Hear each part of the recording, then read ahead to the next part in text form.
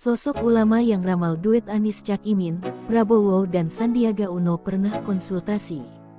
Ketua Umum Partai Kebangkitan Bangsa PKB, Muhaimin Iskandar, dideklarasikan mendampingi Anies Baswedan untuk Pilpres 2024. Pria yang akrab disapa Cak Imin itu lantas terkenang akan seorang ulama bernama Kiai Cholil Asad. Pasalnya, apa yang dialami Cak Imin saat ini seakan pembuktian dari ucapan Kiai Cholil 2 tahun silam. Dikutip dari tribunnews.com, di tahun 2021, ia bertemu Kiai Cholil yang merupakan putra pendiri NU. Saat itu, Kiai Cholil menyarankan Cak Imin untuk berpasangan dengan Anies Baswedan. Wakil Ketua DPR RI itu mengaku bersyukur perjalanan panjang itu berakhir menjadi kenyataan. Cak Imin bukan satu-satunya sosok yang pernah berkonsultasi dengan Kiai Cholil terkait karir politik. Prabowo Subianto dikabarkan sudah beberapa kali bertemu Kiai Cholil Asad. Pada 2018 silam, ia bertemu Kiai Cholil Asad di Banyuwangi, kediaman Habib Ahmad Al-Bahar. Dalam pertemuan tersebut, Prabowo meminta restu Kiai Cholil Asad untuk maju Pilpres 2019.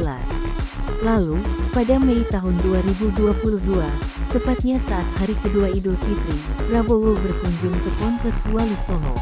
Kemudian, di bulan Januari tahun 2023, Menteri Pariwisata dan Ekonomi Kreatif Menparekraf Sandiaga Uno juga mengunjungi Kiai Cholil Asad di ponpesnya.